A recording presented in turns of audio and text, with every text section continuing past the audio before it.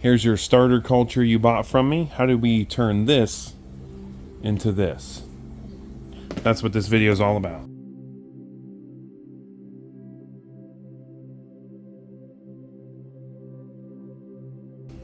So we want to figure out how to do this.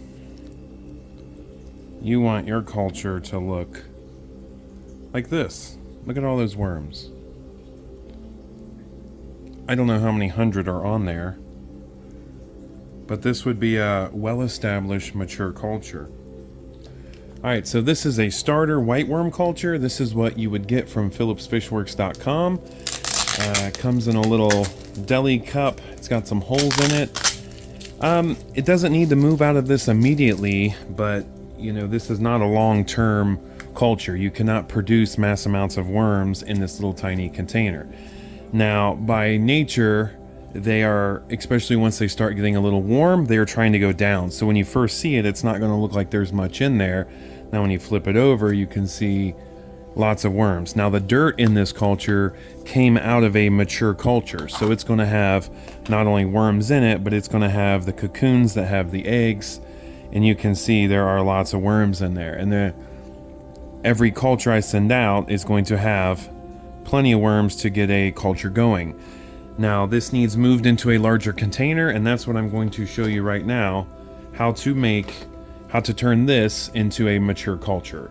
Now part of that is going to be feeding and time, so you have to feed these things regularly, and also you need to give them some time, 3+ weeks before you're going to be able to harvest. So and that's just the nature of the beast. Any culture you buy is going to generally be a starter culture, and they do take time. You'll get this instruction sheet that just tells you how to feed and put together a mature culture. First thing you need is a container. I like using these. Any brand works. Shallow and big is better. Something about this size. This is a Rubbermaid take along. I don't know the exact size. I don't know what you put in here. Cupcakes. I also cut a little rectangular slit in here. That's for air. We're going to put some little polyfill in there. I'll show you that later. But here's the container. So you need some kind of container. Doesn't necessarily have to be this big, but bigger the better. You could use like one of those plastic shoe boxes. I've seen people use monster containers as well. Got to use some kind of soil. I like using this Miracle Grow Performance Organics container mix. Does not have to be this exact one. Doesn't have to be this exact one. Everyone wants to get the exact thing I get. Doesn't have to be. No, it does say feeds your plants up to 3 months. There's some kind of fertilizer in here. Organic and natural, I'm sure, because it's saying organics. Maybe, maybe not. It can have a little fertilizer in it. That's okay. It does not have to be organic. But this is what I use. Now, straight out of the bag, this is going to be way too dry. It needs to be moist, not sopping wet, but moist. So I'm going to put it into a bucket. This is easy to do in a bucket. Harder to do if you pour it directly into the container. So here's your bucket. Again, you can see very dry. It does have that perlite in it. That's okay. You don't want that necessarily in your fish tank, but it's okay if it's in here. So it works good if you kind of squeeze it.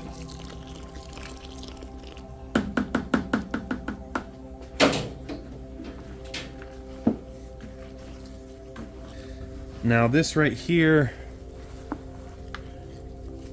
is too wet. We can add more dirt, but you see, you know, see how it's dripping out? Like this is real soupy. That's going to be way too wet. You want it to be moist, but not dripping wet. You don't want to necessarily use just straight peat moss. That's going to be a little too acidic. Some people will mix some kind of calcium in with this. I don't. I just use potting mix out of the bag. And I've used all kinds of different brands, and I've never noticed anyone really better than the other.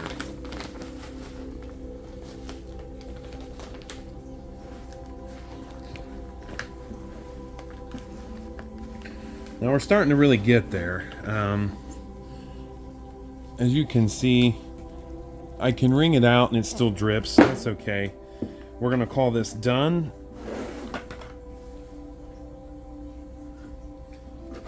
I'm gonna make 4 of them, but with your culture, you want to just make 1. Now you could divide that up into 2.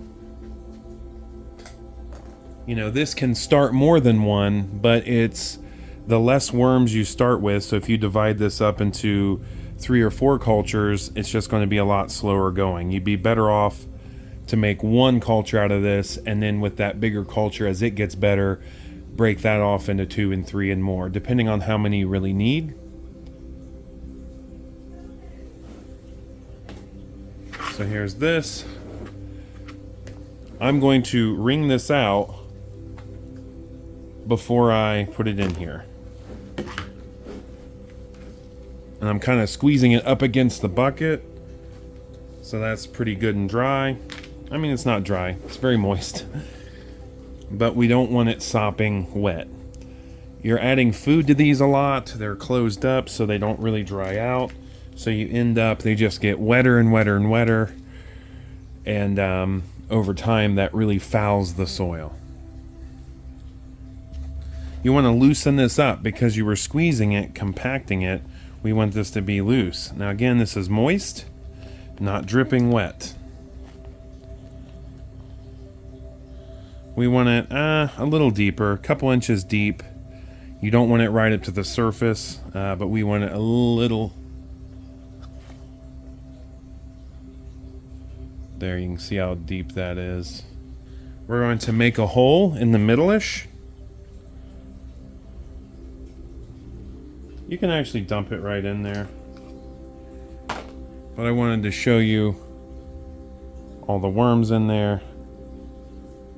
Plenty of worms to start with. Now we're going to gently kind of mix it in a little bit. We're not just stirring it like crazy. You know, the worms are already in a little bit of stress from traveling, probably being a little warm, depending on the time of year. We're going to mix it in. You don't have to mix it over the whole thing. Alright, so here is our new culture.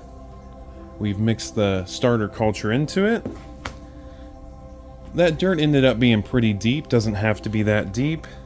Here's some food. Actually got a little mold on it. This cup's a little old, but this was some oatmeal mixed with fish food and water. So you don't need a lot because there's not a lot of worms in there, relatively speaking. So I'm going to take a little teaspoon. We're just going to pop it right in the middle.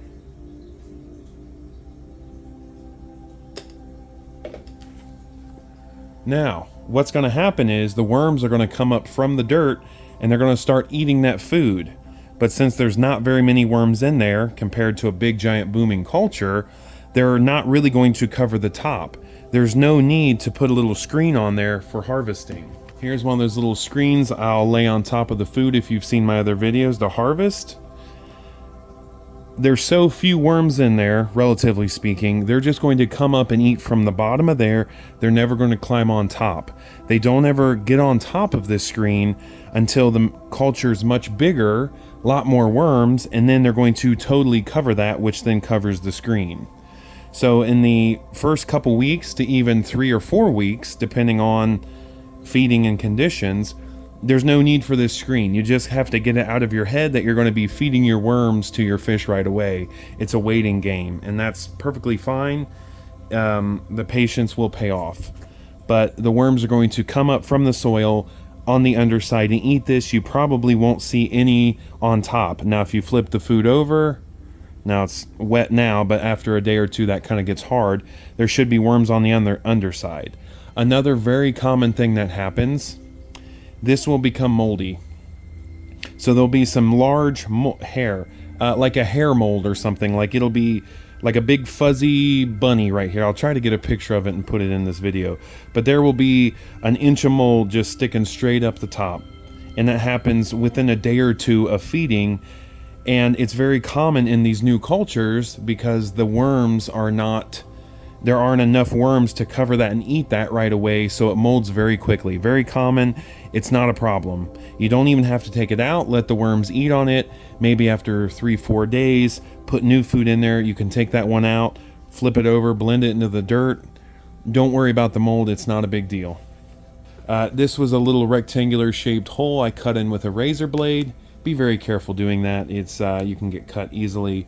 But here's how we're going to fill that space. Polyfill. You can get this at like a Walmart or like a big box store. It's dry polyester packing. They use it to use stuffed animals. Now you do want to make sure it's 100% right here, 100% polyester fiber. You don't want, there are products like this that have like mold inhibitors and different things in them. You don't want that. You just want pure polyester fiber. Polyfill. You can also use this in your filters as like a filter media. You can use it in the fish keeping world. People use it all the time. So we're going to get a little chunk, a little bit like this, kind of work it into like a little, I don't know what you want to call this, a little long shape. And we're just going to wedge this in that little, so that will allow some air circulation. It'll help the mold too, but honestly, if that food molds, it's not an issue. That'll keep flies and things from getting in here. And there it is. That's all you got to do. Every 3 to 4 days, you're going to want to feed them. They don't eat much now because they're a very small culture. So it, you know, they're not going to eat all that in a couple days, but you want to put new food in there in 3 or 4 days. You also want to keep this cool. Ideally around 55 degrees would be best. Now, that's not always possible. You know, if you can keep it in the low 60s, that's probably good. On basement floor usually is okay. Just as cool place as you can find in your house. So this in 3+ weeks will be a boomin' mature culture. As long as you're feeding it and you keep it relatively cool. If you don't have a cooler or like a wine cooler to put it in your, don't hesitate to try it, because you know, they do okay at warmer temperatures, but they may not reproduce as fast. They're not going to die at room temperature, but they may also not reproduce very quickly. Now let's feed some fish. Here's some new bettas I got. Here's one. Here's why we do white worms.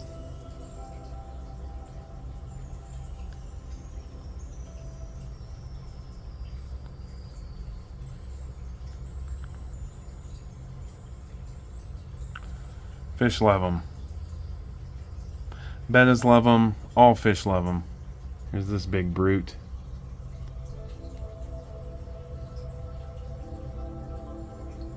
Gorgeous fish. Let's see if this guy's hungry. He's a little shy. Nope. You gotta swim down, bro. Oh.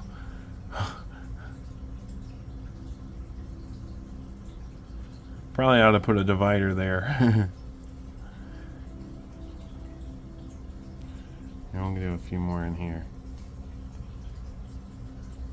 So with a good boomin' culture, you could feed quite a few fish. I mean, you see how many a mature culture, especially if you've watched any of my other whiteworm videos. Let's go look at some swordtails here.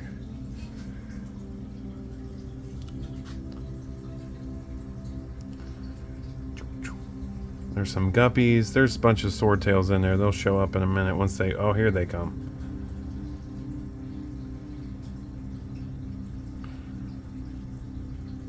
Gorgeous. Gorgeous swordtails. I love swordtails.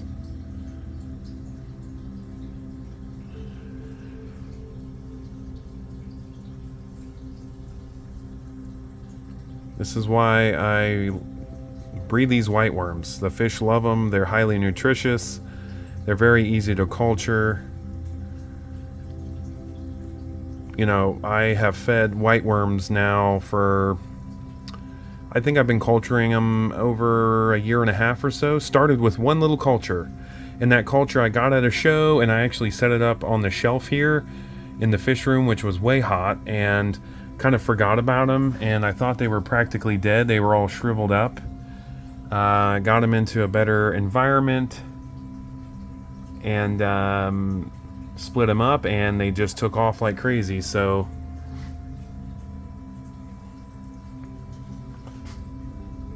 let's feed some more.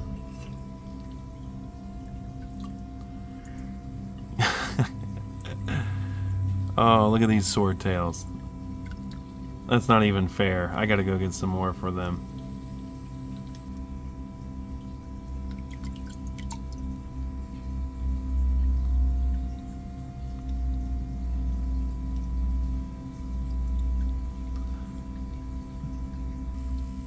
I don't know how well you'll be able to see these guys.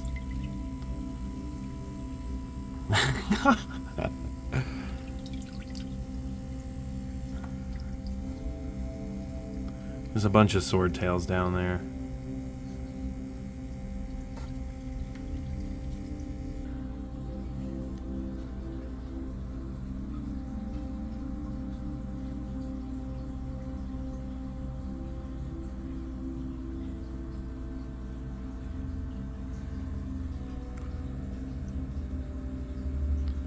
Here she is, picking them up off the bottom.